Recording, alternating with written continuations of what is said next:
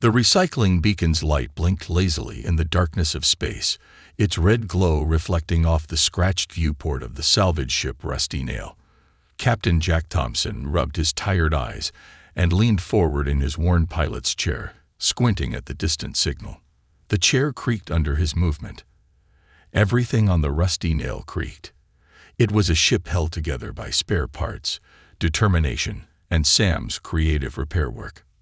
"Pete, what's the reading on that beacon?"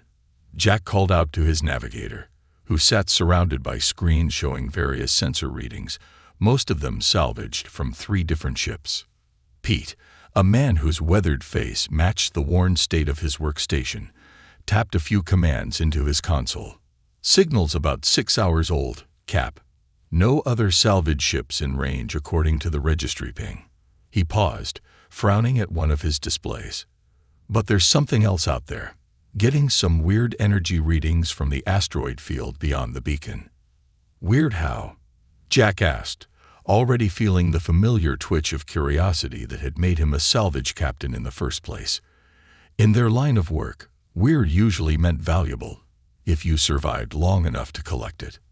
"Can't tell," Pete replied, smacking the side of one flickering screen. "These sensors are arguing with each other again. Sam needs to calibrate them. Again." As if summoned by her name, Sam's voice crackled over the ship's intercom. "I heard that, Pete. Those sensors are working as well as they can, considering they're from 3 different centuries. The ship's mechanic was probably in the engine room, as usual, keeping their cobbled-together drive system running through sheer force of will." Speaking of centuries, Anna chimed in from the medical bay 1 deck below. "We're running low on basic supplies. We need this salvage to be worth something, or we'll be eating recycled protein paste for the next month." Their medical officer doubled as the ship's quartermaster, keeping track of their dwindling resources with the same precision she used to patch up their injuries. Jack smiled to himself. His crew might be small, but they were the best kind of people, the kind who could turn junk into treasure and problems into possibilities.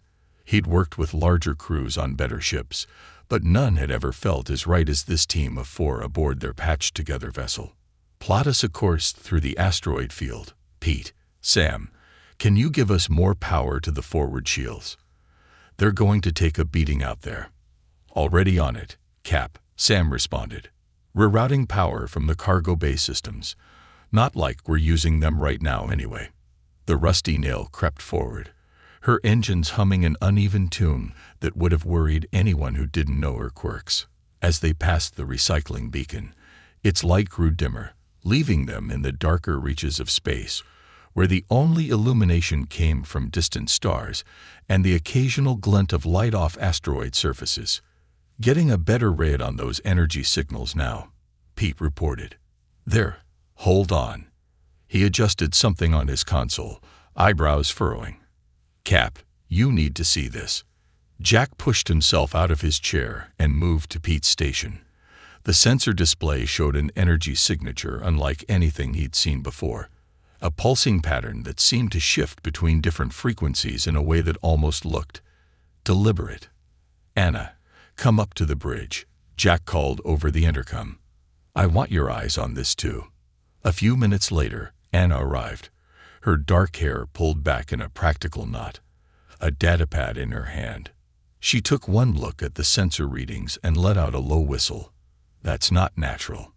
Those patterns, they're too regular to be random, but too complex to be typical ship emissions." "Could be worth a fortune," Pete said quietly, voicing what they were all thinking. "Or it could be trouble," Sam added over the intercom. "Plenty of ships go missing in asteroid fields. Sometimes it's the rocks. Sometimes it's something worse." As if to emphasize Sam's point, their communication system crackled to life with an automated warning from a passing merchant vessel. "Notice to all ships in Grid Sector 7B, unusual energy readings detected. Approach with caution." Repeat. "Unusual energy readings detected. Approach with caution." Jack looked at his crew's faces, reading the mix of concern and curiosity he felt reflected in his own gut. They were salvage workers, yes, but they were also explorers at heart.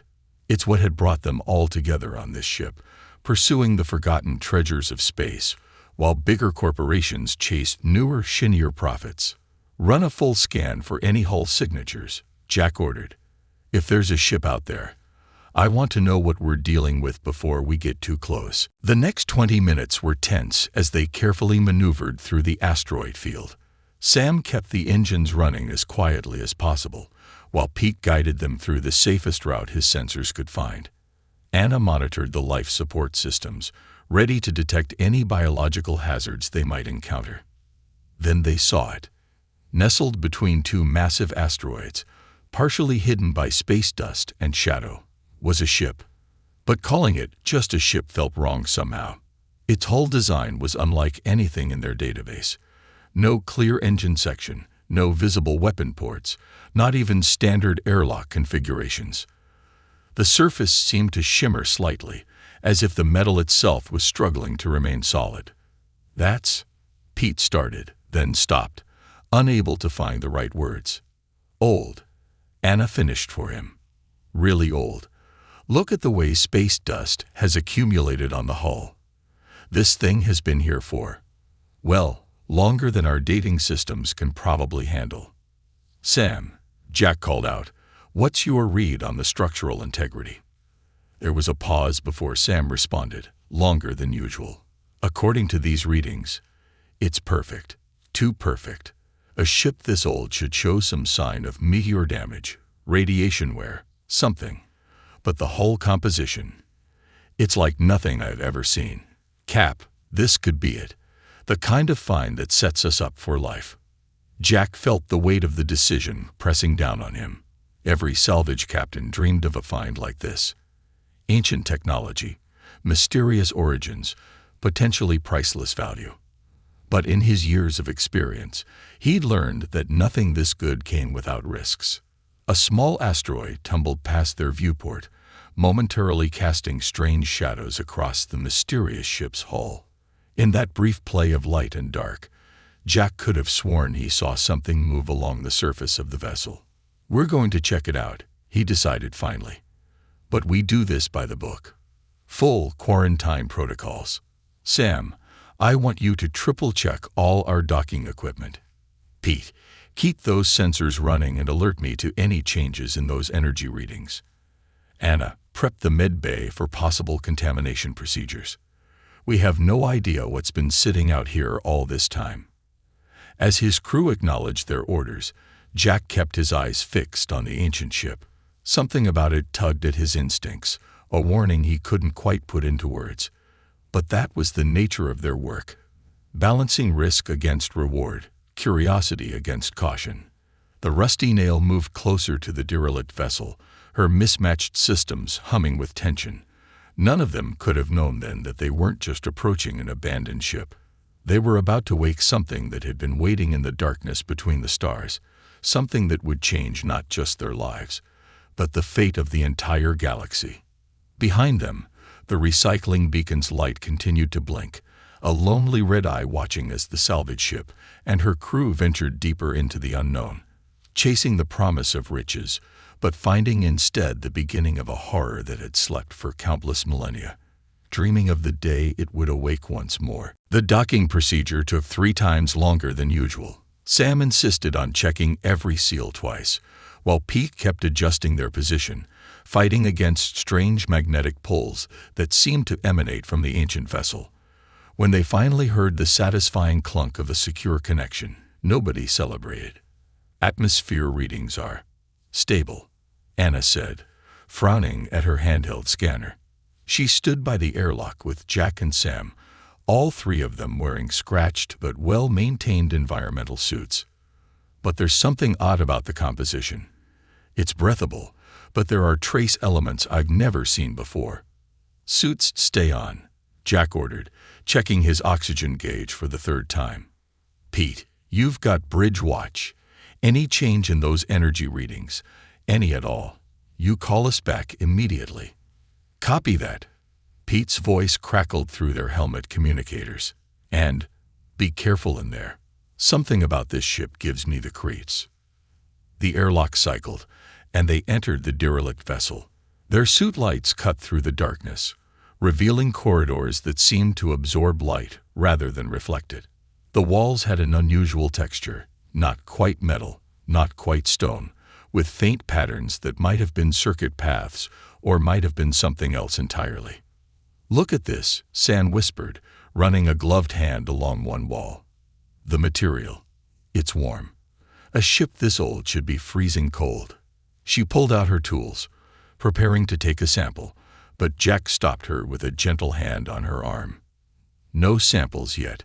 We need to find the bridge or engineering first. Get a better idea of what we're dealing with." He didn't say what they were all thinking, that touching anything in this ship might be dangerous. They moved deeper into the vessel, their boots making no sound against the floor despite their heavy steps. Anna kept her scanner running, watching for any biological or radiological threats. Sam documented everything with her suit's camera, muttering to herself about technological impossibilities.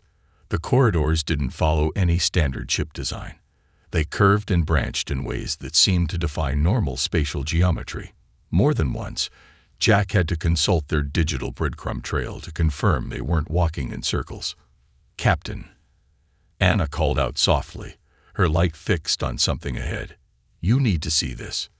The corridor opened into a vast chamber that their lights couldn't fully illuminate, but what they could see made them stop in their tracks.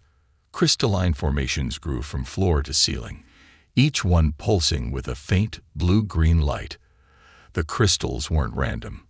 They'd formed patterns, networks, like enormous circuit boards made of living gems. "This is impossible," Sam breathed, her engineer's mind struggling to process what she was seeing. "These formations, they're growing through the ship's systems." "No, they're part of the ship's systems. Look at how they connect to the wall panels."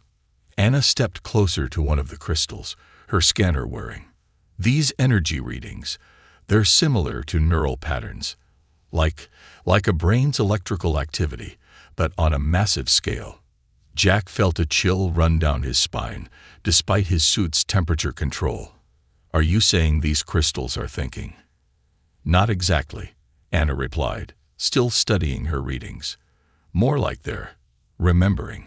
Storing information, maybe, or processing it. I've never seen anything like this." They followed the crystal formations, which seemed to grow more numerous and complex as they moved deeper into the ship. The patterns of light flowing through them became more active, as if responding to their presence. "There's got to be a central control room or engine room where these all connect," Sam said. "The energy readings are stronger this way." The chamber they eventually found could have been either, or both.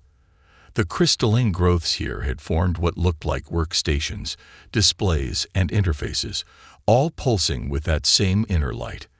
In the center of the room, a massive column of interwoven crystals reached from floor to ceiling, its glow noticeably brighter than the others. "This technology," Sam said, moving to what appeared to be a control panel. "It's not just old. It's like looking at magic. These crystals aren't just conductors or processors. They're both, and maybe something more. This could revolutionize everything we know about space travel." "Sam," Jack warned, but she was already reaching for the crystal panel. "I'm being careful, Cap. Just need to understand how these interfaces work. If we can just figure out the basic principles." Her gloved fingers touched the surface of the crystal. The effect was immediate and terrifying. The entire room blazed with sudden light, every crystal formation pulsing in sync. The ship around them seemed to shudder, and a low hum began building from somewhere deep within its structure. "Pete," Jack shouted into his comm. "Status report." Static answered him for several seconds before Pete's voice broke through, tense and worried. "Cap, something's happening. The energy readings just spiked off the charts. And I'm getting weird readings from our own systems. Like something's looking at them. Everyone back to the airlock, now," Jack ordered, but even as he spoke, he could see changes happening around them. The crystal formations were growing, extending new branches with impossible speed. The light within them had taken on a reddish tinge, They ran, following their digital trail back through the twisting corridors, but the ship around them was transforming. The walls seemed to flex and shift, and new crystal growths burst through the surfaces like glowing thorns. The ship. Anna gasped as they ran. It's not just a ship. It's a prototype, a test of some kind. The crystals, the strange architecture. Someone was trying to create a hybrid, a fusion of organic and mechanical technology. Less analysis, more running, Sam shouted. She had her engineering tablet out as they moved, frantically trying to understand the readings she was getting. Whatever this thing is, it's not just waking up. It's adapting, learning from us. They reached the airlock just as Pete's voice crackled through their comms again. Captain, our systems are acting weird. Something's trying to interface with the rusty nail through the docking clamps. I can't shut it out. Jack slammed his hand on the airlock controls, but nothing happened. The interface panel was dark, and when he looked closer, he could see thin lines of crystalline growth already spreading across its surface. Sam, get this door open. Anna, what else can you tell us about these crystals? They're forming networks. Complex ones, like a nervous system growing through both ships. Anna's voice shook slightly. Captain, I think we just woke up something that's been dormant for a very, very long time. And I don't think it plans on going back to sleep. Sam worked frantically at the airlock panel, pulling out tools and emergency override circuits. But with every attempt she made, the crystalline growths seemed to respond, adapting to her efforts, learning from them. Through the airlock window, they could see similar changes beginning to take hold in their own ship. Glowing lines of crystal were spreading across the rusty nail's corridors, merging with her systems, transforming her just as they had transformed this ancient vessel. They had come looking for salvage, for a lucky find that might make them rich. Instead, they had awakened something that defied explanation. A technological horror that had slept in the void for countless ages, waiting for someone to find it, to provide it with new information, new technology to absorb and adapt. And now it was awake, and it was hungry for more. The crystals crept closer, their light pulsing like a heartbeat. Sam's hands moved faster over the airlock controls, sweat beading inside her helmet despite the suit's cooling systems. I think I've got it, she shouted, yanking out a bundle of wires and crossing them. The airlock door shuddered, then slid open with a grinding sound. Pete, we're coming in hot, Jack called through the comm as they rushed through. Get ready to detach from this thing. Static answered him. The crystal formations had spread through their communication systems, distorting everything. Through the rusty nail's viewports, they could see the glowing growths spreading like luminous veins across their ship's hull. They reached the bridge to find Pete frantically working at his console. The screens around him flickered with strange symbols and patterns that shifted faster than the eye could follow. Nothing's responding right, he said, not looking up. It's like the ship is thinking for itself, but not in any way I understand. Anna rushed to her medical station, pulling up diagnostic screens. The crystal structures are integrating with our ship's systems at a molecular level. They're not just connecting to our technology. They're transforming it into something else. Sam, can you shut down the engines? Jack asked, dropping into his captain's chair. The familiar worn leather felt different now, harder, colder. Unlocked out, Sam replied, her fingers flying over her engineering console. Wait, I'm getting something. Data streams. Old ones, from deep in that ship's memory banks. They're flooding into our systems. She stared at the scrolling information, her face pale. Captain, this ship, it was an experiment. Some ancient civilization tried to create a vessel that could evolve, adapt to any situation. But it worked too well. The deck beneath their feet shuddered. Through the main viewport, they watched in horror as sections of their hull began to ripple and change. The metal itself seemed to be coming alive, forming new patterns and structures they'd never seen before. The original crew, Sam continued, reading through the data as fast as she could. They tried to shut it down when they realized they couldn't control it anymore. They put it into a dormant state and abandoned it, hoping no one would ever find it. And we just woke it up. A new sound filled the ship, a high-pitched whine that made their teeth ache.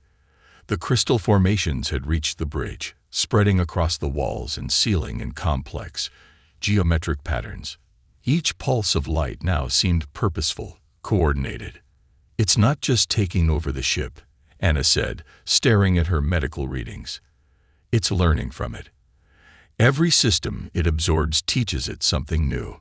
Our recyclers, our engines, our computers, it's using them as templates to evolve even further." Pete's navigation console suddenly lit up with warnings. "We've got company. Military patrol ship just dropped out of FTL at the edge of the asteroid field. They must have picked up our distress beacon. We have to warn them," Jack said, reaching for the comm controls. But before he could activate them, every screen on the bridge went dark. When they came back on, they showed the same shifting symbols they'd seen in the ancient ship. The patrol ship's hail came through, distorted but understandable. "Salvage vessel Rusty Nail. This is UEF Sentinel. We're reading unusual energy signatures from your location. Do you require assistance?" Before anyone could respond, their ship's communication system activated on its own. What came out of the speakers wasn't any human language. It was a series of pulses and tones that made their heads spin. "No, no, no," Sam whispered, watching her readings. "It's not just responding to them. It's scanning them. Their weapons, their shields, their FTL drive. It wants their technology." The Rusty Nail's engines roared to life, but the sound was wrong. Organic, almost hungry. They felt the ship turn, orienting itself toward the patrol vessel. The crystals pulsed faster, brighter, spreading across every surface now. "We have to stop it," Jack said, trying to override the helm controls. "If it gets its hands on military-grade technology." "Too late," Pete shouted. "We're moving." Their ship accelerated toward the patrol vessel, but the movement felt strange, alien. The hull rippled and flexed, crystals growing and spreading across its surface like glowing scales. Through the viewport, they could see their ship's familiar shape changing, becoming something that belonged in nightmares rather than space. The patrol ship's captain must have sensed the danger. They began to turn, charging their weapons. But they didn't understand what they were facing. None of them did. The first shot from the patrol ship's laser batteries hit their hull and was absorbed. The crystals flashed brilliantly, and new growths sprouted from the impact point, incorporating the weapon's energy into their structure. "It's not just learning from the technology," Anna said, her voice filled with horror. "It's evolving in response to threats. Every attempt to destroy it makes it stronger." They watched, helpless, as their transformed ship closed the distance to the patrol vessel. The military crew tried everything: electromagnetic pulses, plasma torpedoes, even attempting to flee at FTL speeds. But the thing that had once been the Rusty Nail had already adapted to their technology. It caught them easily. Crystal tendrils, now massive and glowing with stolen energy, reached out from their hull. They wrapped around the patrol ship like luminous tentacles. The military vessel's hull began to change color, new crystal growths spreading across its surface. "Their crew," Jack said suddenly. "We have to help their crew." He tried again to access any working controls, but the bridge had become something else entirely. The walls pulsed with light, and the deck beneath their feet felt soft, almost organic. Through their distorted communications, they could hear the patrol ship's crew screaming as their own vessel began to transform. State-of-the-art military technology was being absorbed and adapted, making the hybrid creature that controlled both ships even stronger. "The logs," Sam said suddenly, still reading through the ancient data. "The original creators, they found a way to shut it down once. If I can just understand these symbols." But even as she worked, they could feel their ship changing around them, becoming something that had never existed before in the galaxy. The walls breathed. The crystals sang, And somewhere in the depths of the merged vessels, an intelligence older than human civilization was waking up fully, ready to continue the evolution that had been interrupted so long ago. They were no longer a salvage crew. They had become witnesses to the birth of something terrifying, a technological horror that grew stronger with every piece of technology it absorbed. And it was hungry for more. The transformed patrol ship broke apart, its components being reorganized into something new. As the crew watched in helpless horror, their own familiar salvage vessel completed its metamorphosis into something that no longer obeyed the normal laws of physics or space travel. They had wanted to find valuable salvage. Instead, they had become part of something that would soon make the entire galaxy its hunting ground. The thing that had once been two separate ships hung in space like a twisted nightmare. Its hull rippled with patterns of crystal and living metal, pulsing with stolen energy. Inside what remained of the bridge, the crew of the Rusty Nail watched as their familiar controls transformed into biological interfaces that glowed with an inner light. "The military crew," Jack said, his voice hollow inside his helmet. "Can we scan for survivors?" Anna checked her medical sensors, now half covered in crystal growth.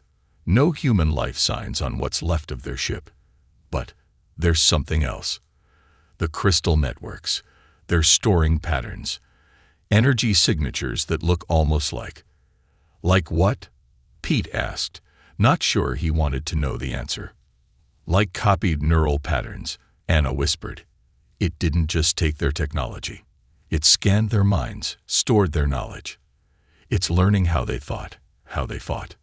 Sam hadn't moved from her engineering station, still digging through the ancient data streaming across her screen. Her face was lit by the pulsing crystals that had almost completely covered the ceiling. According to these logs, the original creators were trying to make a ship that could repair itself, adapt to any damage. But they used some kind of living crystal as the base component. It started evolving beyond their control, developing its own intelligence. The ship shuddered around them, and new growths burst from the walls. The crystal formations were changing color, shifting from their original blue-green to a deep, hungry red. Through the viewports, they could see their hull reconstructing itself, incorporating pieces of the military vessel into its structure.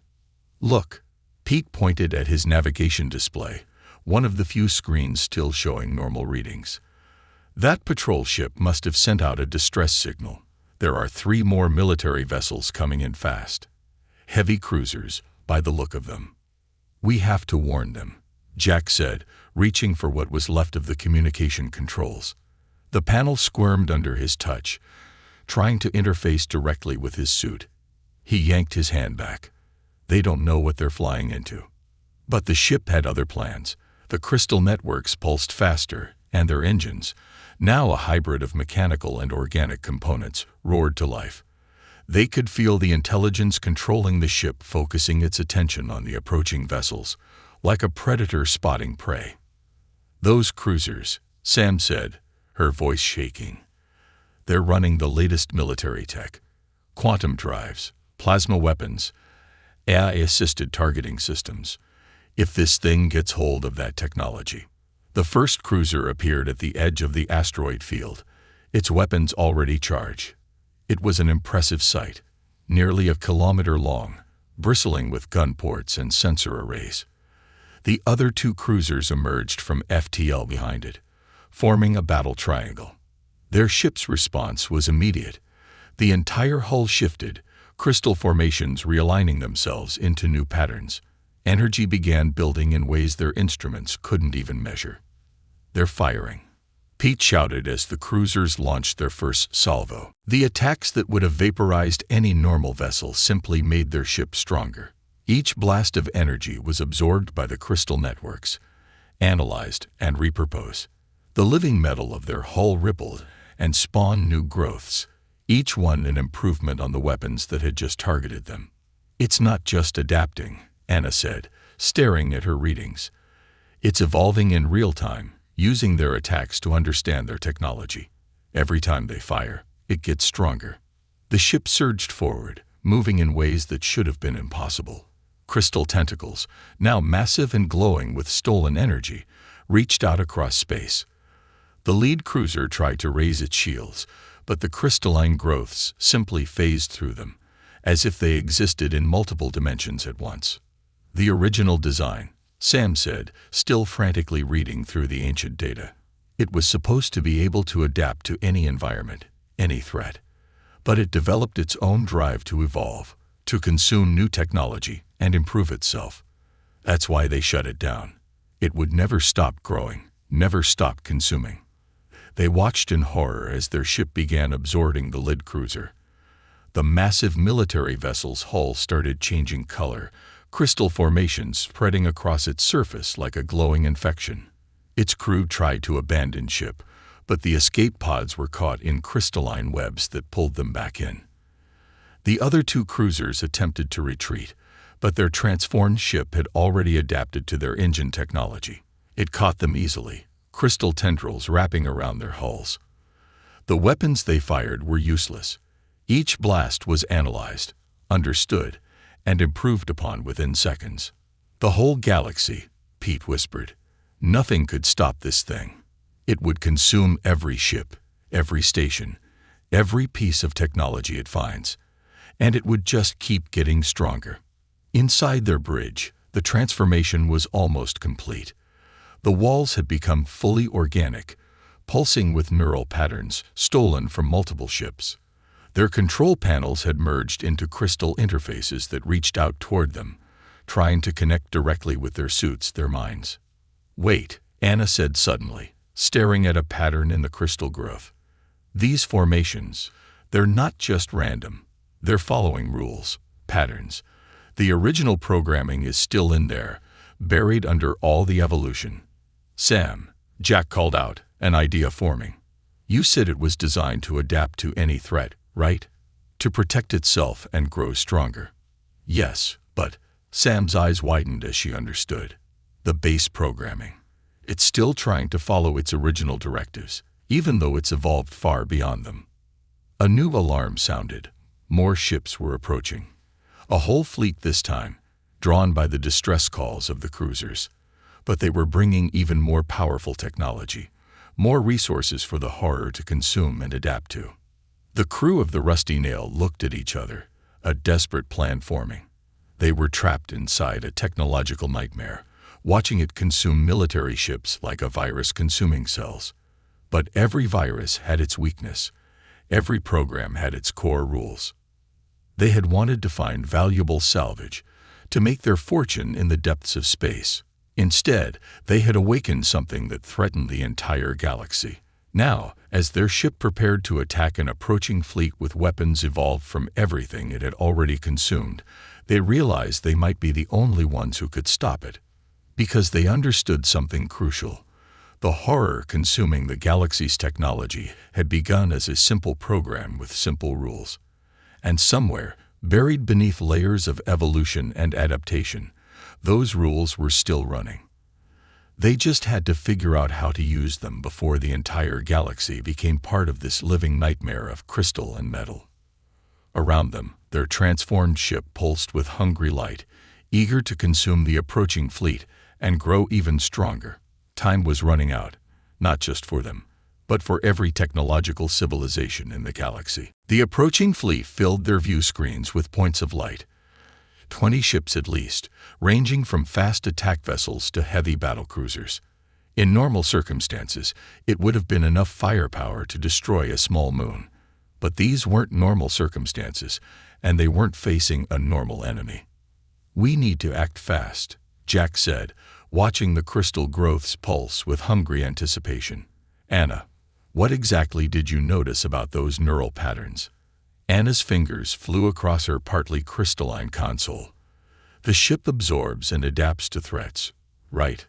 But it's not just taking technology. It's taking information, knowledge. When it absorbed the patrol ship's crew, it took their neural patterns, their memories. And that matters because," Pete asked, trying to keep track of the fleet's approach on his distorted navigation screens, "because it's still running its original programming." Sam cut in, finally understanding. The core directive was to protect and adapt. That's why it absorbs crew members too. It's trying to understand how to better protect organic life. A bitter laugh escaped Jack's throat. Protect? It just killed an entire cruiser's crew. No, Anna said, her eyes wide with realization. It didn't kill them. It absorbed them. Their patterns are still in the crystal matrix. It's trying to preserve them in its own twisted way. The original programming is fighting with its evolved drive to consume and grow. The ship shuddered around them as it prepared to engage the fleet. Through the viewports, they could see their hull sprouting new weapons, each one evolved from the technology they'd already consumed. The crystal networks pulsed faster, hungry for more patterns to absorb and adapt to.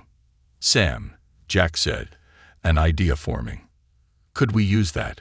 Force it into a conflict between its directives.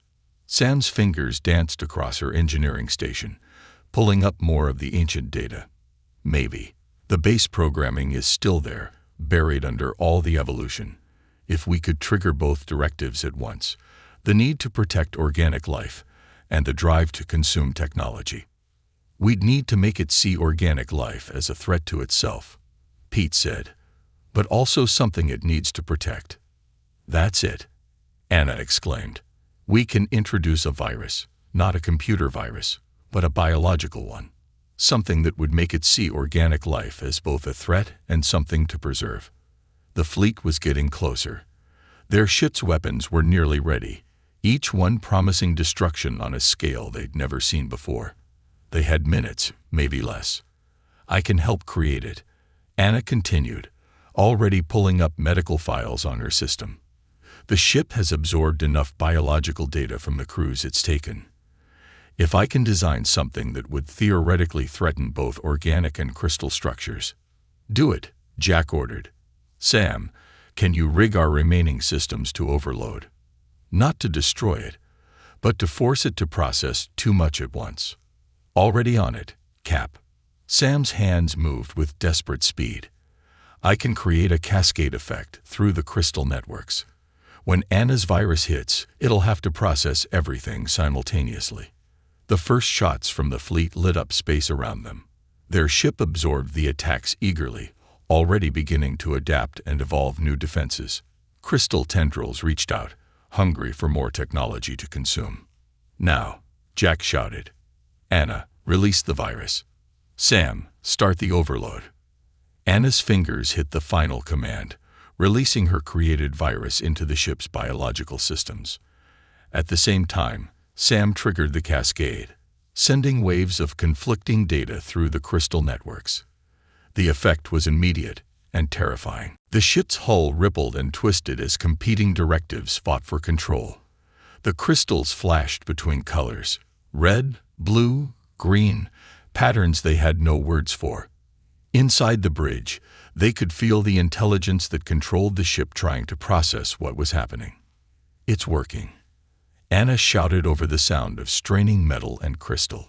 The virus is making it see all organic life as a threat to its systems, but the base programming is still trying to protect that same life. The crystal growths began pulsing erratically. New formations would start to grow, then stop, then try to grow in different directions. The weapons it had prepared to use against the fleet went dormant as its systems struggled with the paradox they'd created. Look! Pete pointed at his screens. The neural patterns the ship had absorbed were fluctuating, causing even more confusion in its evolved systems. It couldn't decide whether to protect them or defend against them. The ship's movements became erratic. Sometimes it would surge toward the fleet, weapons ready, only to pull back as its protection protocols activated. The crystal networks flashed faster and faster, trying to find a solution to an unsolvable problem. We need to get out of here, Jack said, watching the chaos spread through their ship's systems. The escape pod in Section C might still be operational, if we can reach it before the whole system crashes. They ran through corridors that were more crystal than metal now, watching as the structures around them tried to reshape themselves and failed. The ship's intelligence was trapped in a loop, unable to resolve the conflict between protecting organic life and defending against it. They found the escape pod, miraculously still untouched by the crystal growths, As they piled in, they could feel the larger ship beginning to shut down, its systems unable to handle the paradox they'd created. The pod launched into space, and they watched through its small viewport as their transformed ship hung motionless among the asteroids. The fleet held its position, weapons ready but not firing as the massive crystalline horror that had threatened the galaxy slowly went dormant. "The virus didn't destroy it," Anna said softly. "It can't be destroyed. It's too good at adapting. But we trapped it in its own programming. As long as organic life exists, it can't act without triggering the conflict in its directives." A military shuttle approached their pod, preparing to dock. They knew they would spend the next few days being debriefed, trying to explain what had happened. The military would quarantine the area, set up beacons warning ships away. The crystal ship would become another mystery of deep space, a warning about the dangers of pushing technology too far. Jack looked at his crew, the best salvage team he'd ever worked with. Now the people who had saved the galaxy from a technological horror. They had wanted to find valuable salvage, to make their fortune in the depths of space. Instead, they had found something that would haunt their dreams forever. "Well," he said, managing a small smile, "I guess we can't put this one in our salvage report." The joke was weak, but they laughed anyway, the sound tinged with hysteria and relief. Behind them, the crystal ship hung in space, its intelligence trapped in an endless loop, dreaming of evolution all bound by its own core programming. As the military shuttle docked with their pod, they took one last look at the horror they had created and then stopped. It would stay there, frozen between protecting and consuming, a monument to the dangers of letting technology evolve beyond control. And somewhere in the galaxy, other salvage crews would continue their work, not knowing how close the entire galaxy had come to becoming part of a living nightmare of crystal and metal. Their story would become a secret, classified by the military, discussed only in whispers among those who needed to know. But the lesson would remain. Some things in space were better left undisturbed, some technological leaps better left unmade. And sometimes, the best salvage was the one you walked away from.